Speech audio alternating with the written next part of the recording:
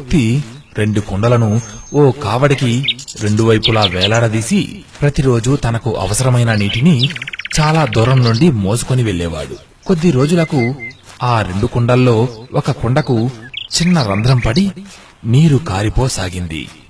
అయితే ఆ వ్యక్తి దాన్ని పెద్దగా పట్టించుకోలేదు.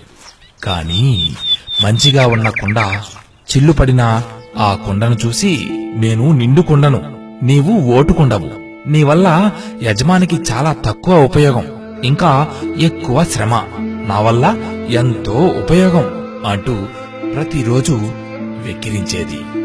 చిల్లుకుండకు ఆ మాటలు అవమానంగా అనిపించి రోజు బాధపడుతూ ఉండేది. అయితే నాటినాటికి మంచి కొండ యొక్క వెక్కిరింతలు ఎక్కువైపోయాయి. ఇక తట్టుకోలేక చిల్లు పడ్డకుండా తన యజమానితో, అయ్యా, నా వల్ల మీకు ఉపయోగం లేదు, మంచి కొండ నన్ను ఎప్పుడూ ఎగతాళి చేస్తోంది, నేను తట్టుకోలేకపోతున్నాను, నా నుండి నీరు కారకుండా ఏదైనా చేయండి అని బాధపడింది. యజమాని, దీనికే బాధపడుతున్నావా? నీకు తెలియని విషయం ఒకటి చెబుతాను, విను. నేను నీరు మోసుకొచ్చే దారిలో ఎన్నో పూల చెట్లు ఉన్నాయి, గమనించావా?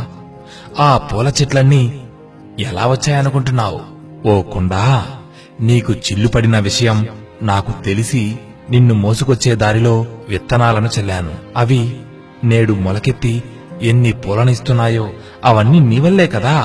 ఆ పూలను నేను దేవుడికి పెట్టి మిగిలినవి అమ్ముకొని డబ్బులు కూడా సంపాదిస్తున్నా. నువ్వేం దిగులు పడకు, నీ పనిని నీవు చెయ్యి, ఇతరుల మాటలను పట్టించుకోకు, సరేనా అన్నాడు.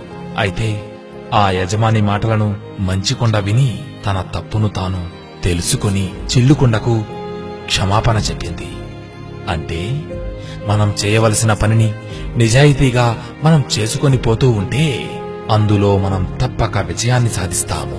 విమర్శకుల ఎగతాళి మాటలకు మనం స్పందించకూడదు. మనమేంటో ఈ లోకానికి నిరూపించుకున్నాక వారు చేసిన తప్పుకు వారే పశ్చాత్తాపడతారు. మిత్రమా, ఈ కథ కల్పితమే కావచ్చు, కాని మన జీవితానికి చక్కని సందేశాన్నిస్తుంది కదా, ఏమంటావు?